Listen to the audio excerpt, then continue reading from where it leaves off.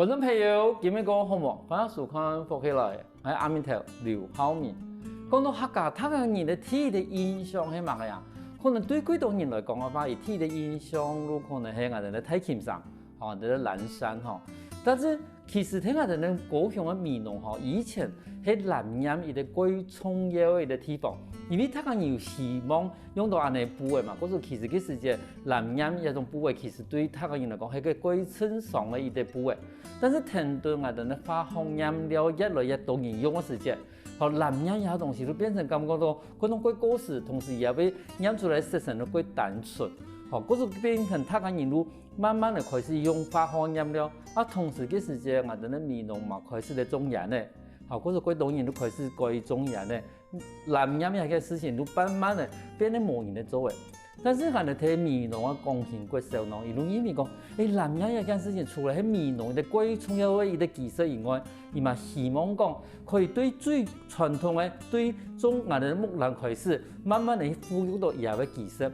我哋今日有想到講，喺我哋貢獻過少，為我哋種一隻種高種嚟看種，同時咪帶啲後生嘅，係等6年生嘅，用眼來到嚟看種，有啲人講，伊哋當初種完把南洋。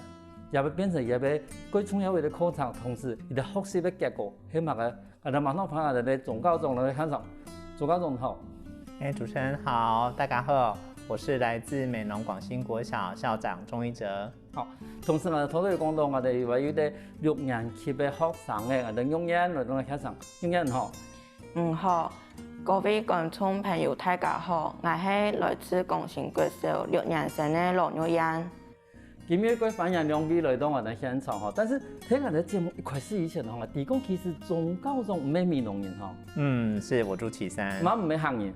但是唔係講唔係行人都唔可以睇美濃啦，只是我感覺到講，因為今日我哋嘅主題係我哋嘅南洋嘛。是。但是對於啲行人來講嘅話，其實南洋其實我哋嘅身份地位係最重要嘅一部分。是。好，但是我想對我哋高中開始講，你係咪同我哋觀眾朋友睇下紹介一下講，當初做乜會從事我哋教育嘅事業啦？然後你當初係讀乜嘅學校嘅呢？是，其實我們家都是在做教育這一塊的行業，所以其實我國中到美濃讀書，所以我有一些對客家文化的接觸。那我去讀大學的時候，其實我有一個衝擊，就是當老師要我介紹旗山的時候，我介紹不出來，所以我就會覺得，或許在認識家鄉、在地文化這一塊，或許應該要讓小朋友從小就理解。所以這一塊，不管是客家文化的哪一個部分，例如說我們廣興的南南，我是不是小朋友在小時候就可以有接觸？那我覺得這一塊廣興在這一塊做了非常大的努力。其實高中安尼一講我冇發現到，真是係安尼，因為其實從我哋安尼年紀嘅人啊，你其實去外面讀書嘅時間，你講，譬如我來自屏東好嘅，你講我愛收街屏東，他個人都想講屏東那裡的肯定，是，好，如果屏東有乜嘅東西，檳榔，是，沒錯，真係講唔出來，按講有乜嘅人文化嘅東西嘛，真係講唔出來。嗰時你即刻講，講收街旗山嘅時間，我哋馬上講旗山有經濟，是。其他都講唔出來嘅，好，但是人家生意咧感覺到比我哋以前蠻個地高雄嚟做乜嘅東西，哈，就等於講以前早期我們真的是向着都市看，對，沒錯，等人眼光全部都看到都市真嘅，唔好有想講嗰種我哋咧鄉下地方都係我培育我們，然後我們要趕快離開的地方，沒錯，可是現在不一樣，是，然後希望講我哋啲生意咧，其實喺一塊土地上面。可以供應上我哋身份地方。咁這個當初呢，我想到去廣興做高中了。我去年8月在遴選的時候，也剛好廣興這邊有出缺我之前在旗山服務，那我也曾經到桃園的新中國小服務，教的是原住民學生。那我就覺得，我很幸運，我可以這一次來到客家村，來跟客家文化做一些學習。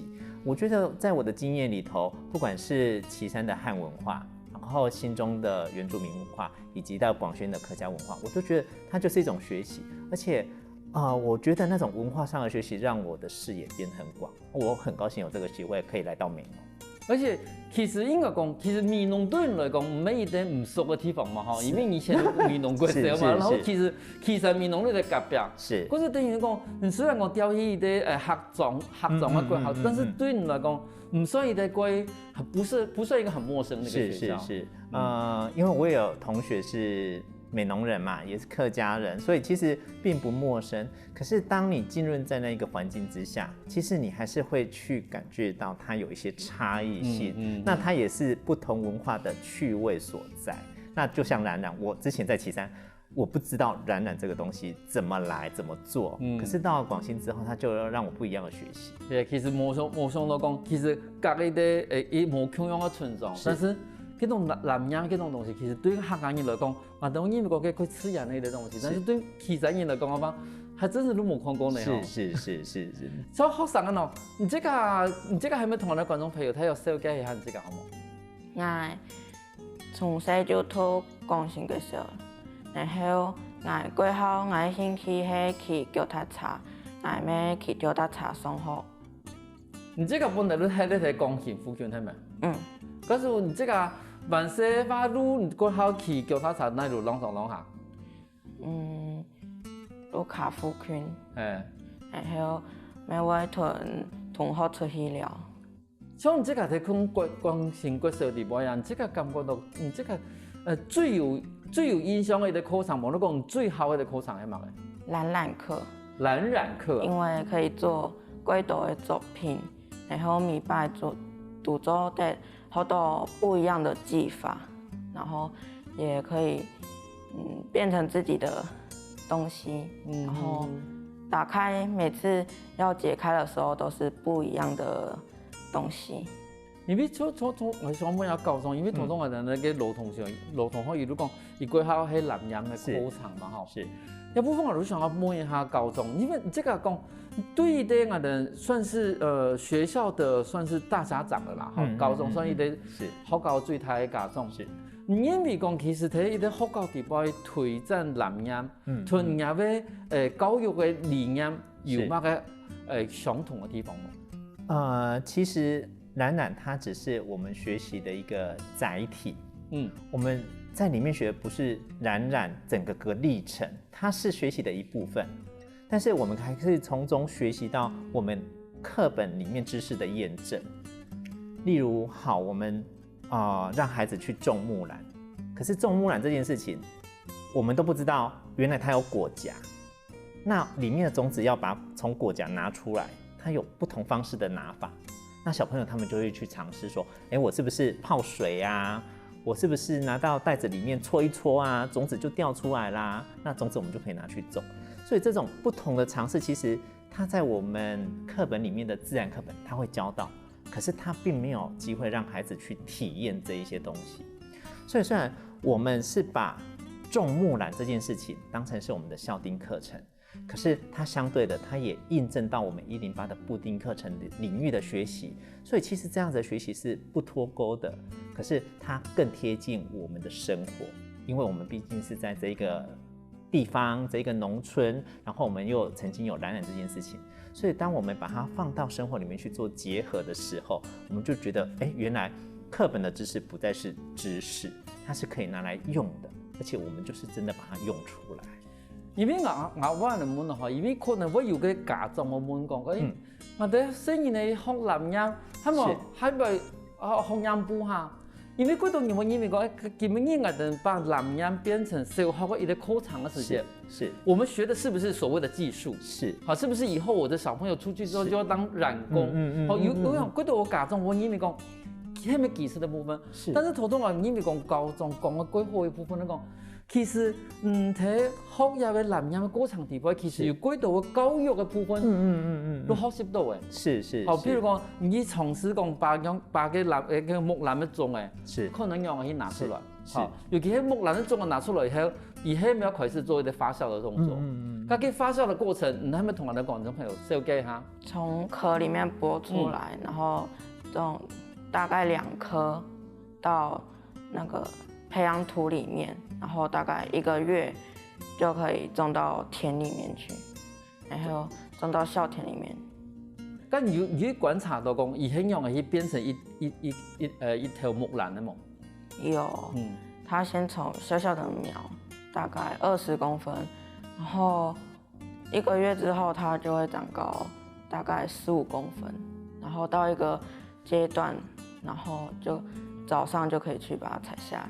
嗰種我想問一下吼，像你這個講嘅入嘅過程地步，等於你講你這個有去民意去看入嘅木蘭，而對入嘅種下去以後，而慢慢的過，我哋講慢慢的睇民意熱路有去觀察到錯嘅。大概2個禮拜。2個禮拜。我想問一下，以前有看過伊的植物，安尼對種嘅開始睇經驗冇？冇什麼吼，因為其實我感覺到講，也迄個貼迄個地方講，雖然講唔係有的主題和藍染，是，可是問題很關，從頭到講，對伊的種誒變成伊的植物的過程地方，我哋以前也看嘛呀豆芽菜，是，好，我們頂多是看個豆芽菜，可是你看。對於的種誒開始去怎麼去提取那個種子，到去觀察它變成一顆木蘭的時候，那觀察結果是過程是相同的，但是它是一個有主題性的，因為它到後來這顆木蘭會變成它藍染一個很重要的主角，是沒錯。可是我會發現到講，其實睇下學習地步等於那個，其實我把一啲真嘅藍染的過程地步。變成一個無窮要學習的階段，是。佢當初在設計也好長嘅時間，還沒花幾多時間？很長哎，因為說實在的，我們老師必須要先了解木蘭怎麼種，然後怎麼採，怎麼建缸養缸，然後怎麼染。老師們必須要了解這一整個歷程，他才有辦法把它分解到每一個領域裡面去。他會用到什麼樣的知識？他用到什麼樣的解決問題的方式？所以其實老師跟木蘭的這一塊，它要相結合起來，他才有辦法把它放到課程裡頭。所以其實我們老師很努力，也就是說，我們不希望種木蘭，然後藍染這件事情單純只是技師在做的事情。我們希望它可以跟我們的學習做結合。那唯一的路徑就是把它放到課程裡頭。那你要讓課程有系統，它具邏輯，它可以以後可以用，那這就是老師的功力。那老師要花非常多的時間。像我們週3進修，我們就會請老師們最近好了最近我們可能已經經過了1年，那我們就會老師說，老師，我們這1年你有沒有覺得哪邊我們教得不好？我們是不是有什麼機會可以切入點，再把這些補回來？或者我們明年的課程是不是應該要調整？課前我們要做哪些準備？課後我們要做哪些歸納跟整理，讓孩子的學習更完整？所以這一套，它就是在學校場域教藍染這件事情的價值。嗰個其實看起來嗰種一個技術是貴重的藍染，其實也後背。有幾多嘅教育嘅一個道理，休息一下喎，等下我哋話有幾多個精彩故事。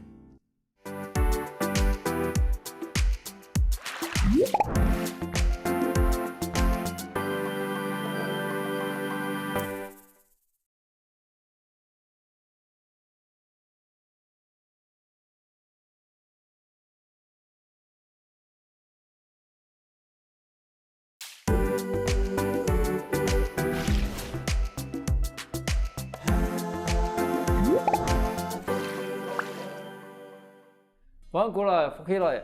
這節目我哋來自美濃工興國社會綜藝節高中，還有我哋小朋友羅永燕，同我哋講伊當初慶陽我去設計講有位藍染嘅課程。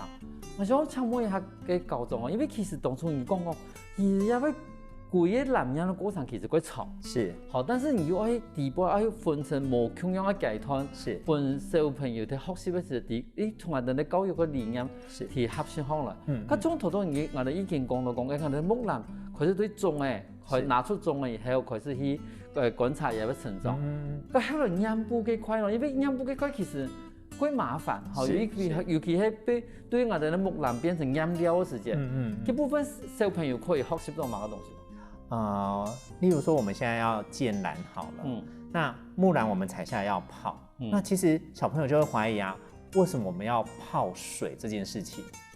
所以其实泡水它除了一些软化，然后把它的蓝靛给泡出来之外，其实它还有一个很大的作用，就是它是非常好的中和剂。它不管是任何东西，它就是一个中和，然后让它稳定。所以其实小朋友也会知道说，哎，原来水它有这样子的功能。好，那到了去取褐水好了，我们要泡完之后要把褐水排掉，那怎么排？我们下面的靛要留着，那我们如何让上层的水直接排出去？那这就是我们自然课的虹吸原理。所以我们就让小朋友说，哎，我们就是用虹吸原理把上面的水抽掉。那小朋友就会知道说，哎，原来真的哎，我们自然课学到的这一些原理是有用的。那再来是在染泥的那个过程，小朋友就会闻到那个味道，像那个有臭水沟的味道。我说，对，你没有闻错，它的确是臭水沟的味道，因为它发酵了，它腐败了，它里面有一些菌类，所以它菌类会让它里面产生一些化学变化。所以我们先不论它里面有哪些化学变化，但是小朋友知道它有发酵作用在。也就是说，我们的靛它必须要经过一些温度的历程，让它慢慢的产生出来。所以这些东西，小朋友他是有感知的。你只要好好的引导他说，我们如何从观察当中去看到那些不一样。那这些不一样是不是可以跟我们之前学的东西把它结合在一起？那除非我们老师对这一块非常的理解，不然他连接不过去。那也就是像我们老师相对于辛苦的地方，不过大家都会觉得这是有趣的，因为我们在这整个历程，我们就发现，以前我们没有注意到的，我们的老祖先他们都注意到，只是我们有把它汉化，变成了课本上的知识。但是以前他们就这么做了，他们去控制温度、控制湿度这些事情，所以我们还是会让孩子知道说，先民的智慧其实已早就有。但是我们可以运用这一些知识来产生现在的靛，那这些是一些学习历程。我们遇到了什么困难，我们找方式去解决，这也是未来他可能会运用到的能力。所以我们像说，在我们建蓝啊，在我们养缸的过程，孩子也可以有部分学习到解决问题的能力。我想请问一下讲，因为其实养部队开始种木兰开始，后来开始去建缸，或者讲开始去换个养料可以发酵以后，其实要几长呢？是。佢中间课程，你这个还安排一段时间开始学咯？其实我们整个历程全校都会参与，可是每一个年级他学的重点就会不一样。例如说1年级好了，他们可能真的是取种子跟种木兰这件事情对他们来讲是重要的，因为他们刚进来，他们的课本上也正要学这一个，所以这一个部分就变成他主要学习的目的。那我们今年安排3、4年级来观察那个蓝泥，那也就是因为他们有学到发酵，所以我们就把学习切开来，就是每一个学年他有观察的重点。那像高年级他们好了，他们6年级他们要毕业，我们就觉得他已经学了6年，他是不是应该要把蓝染这件事情做一下设计？所以我们今年他们的毕业礼物就是蓝染的袋子。我们蓝染的袋子，我们老师很认真，我一直强调我们老师很认真，因为他就让孩子去讨论说，你们想要的袋子它要有哪些功能，那它需要怎样的大小，所以不同的功能它就会有不同的形状，那形状它可能有不同的喜好，那我们6年级的孩子他们就去设计，每一个组有他们自己喜欢的样子，那这个样子他们就会想说，我们的布要怎么染，自己要把那一个花样给染出来，所以这个就是目前的样板，那他们就会用自己染出来的布做成自己设计的袋子，那也就是6年级的孩子，我们觉得他们可以做这件事情，把设计跟蓝染作为他自己生活毕业中的礼物。对，我就觉得前面已经学过的用来去做染料嘛，哈，是，还有来嘛可以去学的用来做染布，是，但是染布其实染出来的布最重要的是设计的部分，是，因为设计然后提供，其实你用来去用一块布哈，同时你设计用来的东西，然后染出用的布，可是有等于讲，今年也做出来布里边，也做出来套的里边，都变成伊的毕业的，是礼物。还把你的毕业礼物就是会一个自己染的一个袋子。可是你今年做个衫服，很这个染咩咩？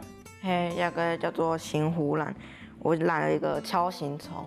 原本是老师雕刻两个形状，然后有猫跟锹形虫。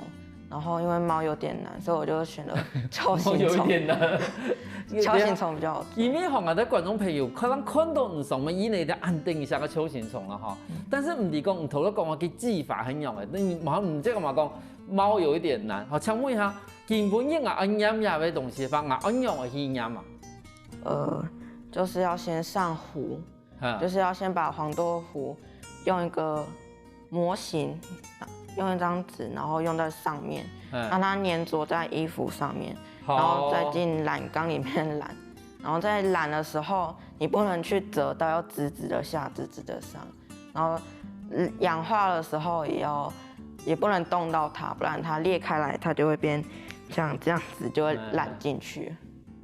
咁即个讲，我发现到讲，其实学我入嘅技术以后，即个。还没有办法可以去变化某同样的图形，都在囤时常工，然后都在设计，自家设计。然后，咁种人朋友同学嘅话，有乜个圖形？唔記得冇？除了锹形蟲以外，有5個，有5個，有貓誒，有貓誒，沒有個複雜啦，冇唔錯，還有呢？還有貓頭鷹，有貓頭鷹。因為我選這個的原因是因為上湖的時候拿起來的時候就比較不好。你就比较用这个图案比较好粘在衣服上面，因为它的图形比较大块。过太快是，但是同时嘛，规定一下，很可爱哈。因为其实我刚刚哦，而且我刚刚都讲哇，你突然讲这个是我染的，我想我记得声音，因为讲哇，人家衫服一旦安定一下个锹形虫是你自己染的，我想你要不要同行一个感觉都会羡慕吧？太感动有那。我想問下教授，因為其實我哋咧現場有帶到幾多無同樣嘅一啲作品啦，是。咁從一啲作品來講嘅話，會睇一啲乜個時間嘅課程地方會做一啲作品？我們一件作品大概會讓他們做一個學期做一件作品。那這邊的作品是這個學期做的。那像那隻烏龜，其實是5年級的孩子，5年級的孩子他也是做形湖染，他上學期也是跟玉妍他們一樣。做锹形蟲，那他們就會發現說，如果我這一次失敗了，那我這學期做應該要注意到哪些？所以我們老師其實在上學期的時候，他們在做锹形蟲的時候，就有跟他們分享失敗的經驗。小朋友很厲害，他就說：“你知道你們這個為什麼會失敗嗎？”小朋友回答的是：“因為它裂開來了。”我們老師問：“你有沒有生活中的經驗？”是什麼東西抹上去，然後它裂開的？小朋友回答：有啊，我們的巧克力吐司，它就會有裂痕。我還以為他會說媽媽的面膜。對，有，就是媽媽的面膜。所以我們就會引導孩子說：那你覺得怎樣它比較不容易裂？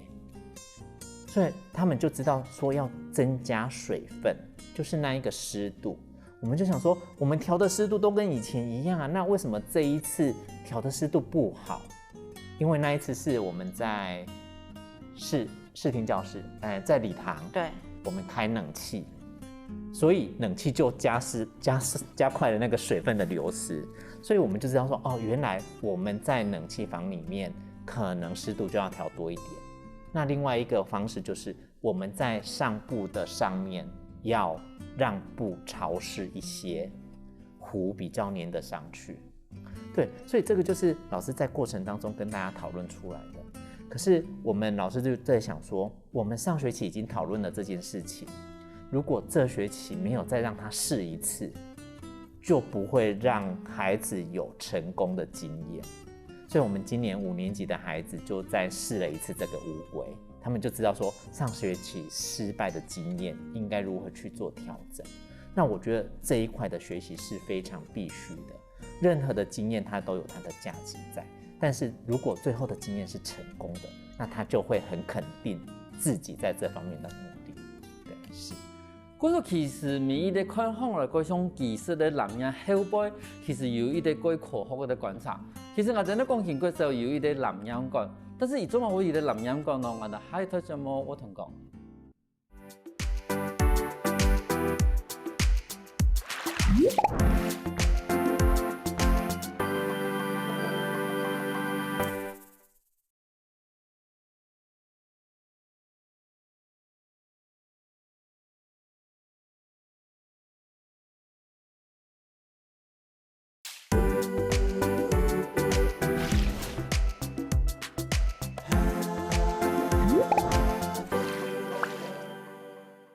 翻過來，復起來。上檔節目我哋講韓國社會宗教中，還有我哋育人，同我哋講，當初係樣嘅去學習入去男人嘅過程。我想問一下教授，因為提講，你哋學國家有一啲男人館，做乜愛成立入去男人館？當初因為我們在103年的時候有小校翻轉的經費，所以我們那時候就開始做木蘭這件事情。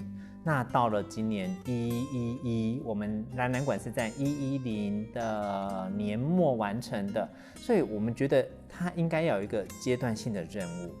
那目前館裡面其實作品有分2大類，一大類就是比較開館的時候大家所看到的，它就是一些技師的成品。那其實它有一個很重要的目的，就是要讓男籃館被大家看見。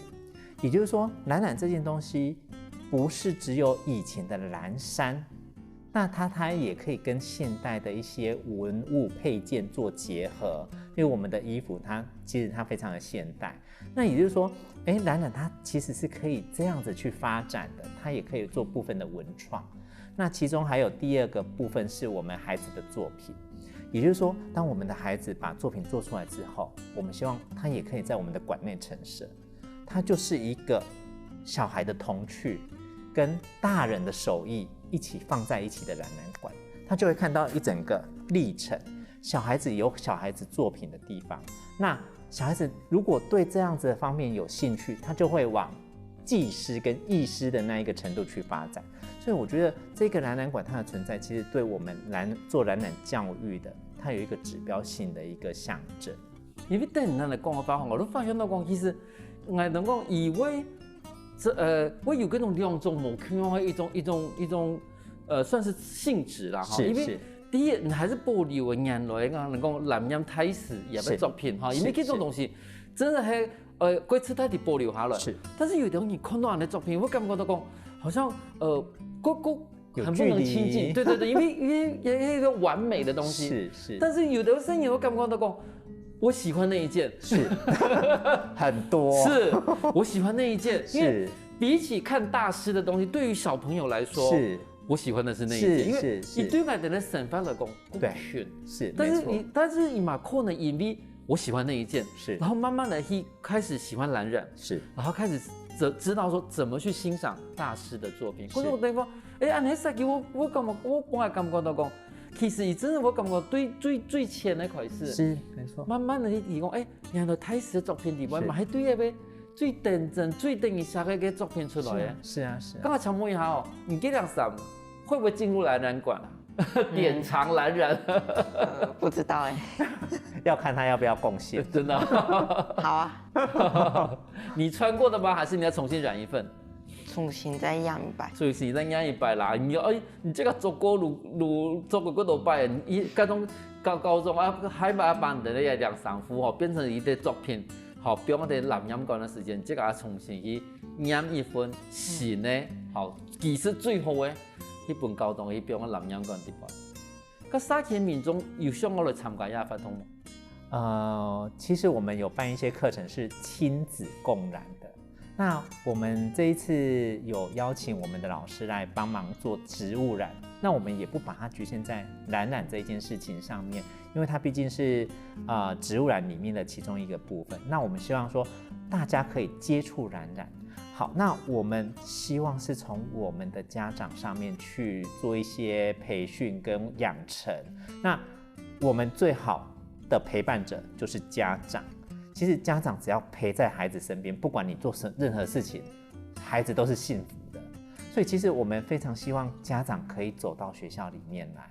那我们也在我们这学期的晚上，然后办了这样子一个植物的染课程。那家长的反应都很好，因为他们在家里面只能做陪孩子看电视，如果要陪孩子读书，孩子就会觉得你烦。可是当你陪孩子到学校做染这件事情的时候，他已经排除了3C 产品这一些，那他同样到达了陪伴，那他同样也认识了一些植物染的文化。我觉得在地文化它要让人家理解，必须要有时间，它必须要经过时间的酝酿。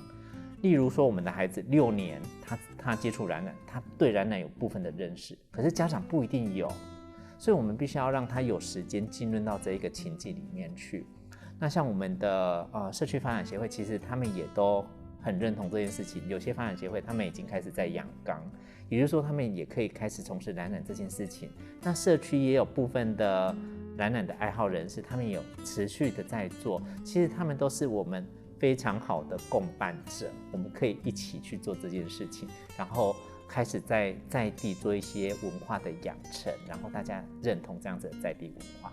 而且我感觉到讲，其实我已经有想到讲，譬如讲我的亲子去学一种所谓的染的时间，因为生意的学习不是也够长嘛，给爸爸妈妈其实咱就知道讲，我如果可能我想到讲，有生意讲，妈不是这样做啦，是，这种学习的过程里面，因为佢长期来学习感觉到我感觉爸爸妈妈在搞生意呢，但是这件事情多多可能会相反，是，还生意的带那个妈不是这样做啦，做过程不是这样啦，是，你把可能讲相对下面的那种关系，你变成无共样的，是，咁像你这个有带爸爸妈妈去学无？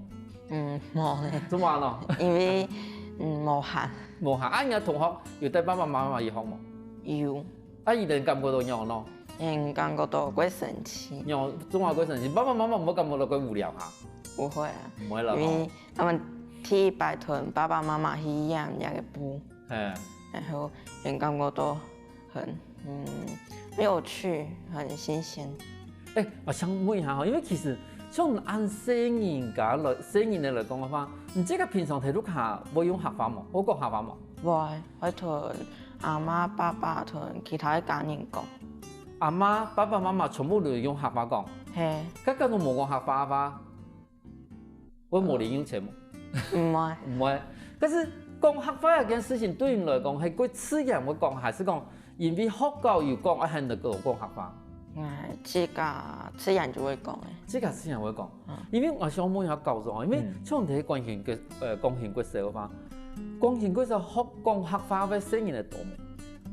其實我們老師們很認真教這一塊，那小朋友會不會在平常講，其實不見得，但是我們會盡量製造這樣子的機會。例如我到廣新一開始的週會，我就發現老師們用客家話在講，在主持我們的兒童朝會，我就覺得慘了，那我會不會聽不懂？那就還好，因為我們就會有一個邏輯，可以順着那個脈絡聽。那我們就會發現，其實老師用客家話在跟孩子對談非常平常，也就是連我們的升旗典禮都可以這樣子講。那老師後來就跟我講說，小豪，那我們除了升旗典禮這一塊有老師教之外，那是不是可以讓孩子也來教其他的孩子說客語？那我們這學期就開始說，我們就把它分好了，就是低年級有低年級的教材，中年級、高年級。那我們每次的週會就是會有3個小朋友上來教大家念一句客語。那念完之後，可能其他小朋友可能還學不大會，那它就會變成是我們在每天早上到学校进入校门前要讲的那一句通关密语。那我们警卫阿姨是在地人，她会讲客家话，然后她就会站在我们那个立牌前面，然后让孩子去复习这样子的一个语言。其实它有一个，我觉得它有一个很好的效果，就是通常除了玉燕她自己骑脚踏车来，其实大部分都还是爷爷奶奶、爸爸妈妈带来，她就会看到学校在讲客语这件事情，所以爸爸妈妈他会认为客语是需要学的，而且客语是可以讲的，回去不会只用国语跟孩子交谈，他们回去可能自然而然还是会把客家话带出来。所以我觉得讲客语这件事情，除了学校可以多做一些努力之外，其实如果我们的家长认同这件事情，其实它可以帮上我们非常大的忙。那另外还有一个就是老师们跟我分享一个经验，他说有一些话，你如果没有用客语讲，其实没有那么道地，没有那么情境。那这就是之所以语言是文化的一个部分的呈现。所以当我们可以把这个语言找回来的时候，其实大家对这样子一个文化认同、在地认同，其实它就会越滚越厚。我觉得那一个质感会越来越重。然后那一个深刻度，在孩子心中的那一把尺就会越来越宽广。所以我觉得语言这一块真的是大家可以一起努力的部分。看来今天的节目，我发现到讲，头东我哋咧宗教上嘅分享，还有我哋玉燕也要伊哋分享里边，我都发现到讲，光行国色唔單止係一啲我哋客家文化嘅一啲學習嘅基地，同時嘛係一啲我哋客家話嘅推動嘅基地。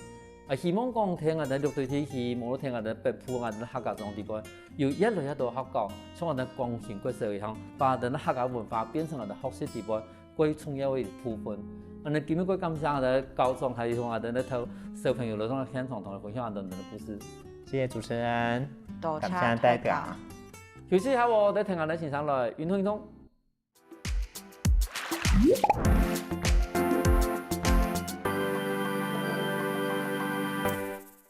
我跟福起來嘅觀眾朋友，記得去我哋面書網站，還有到我哋客家電視台 YouTube 把我哋影片分享出去哦。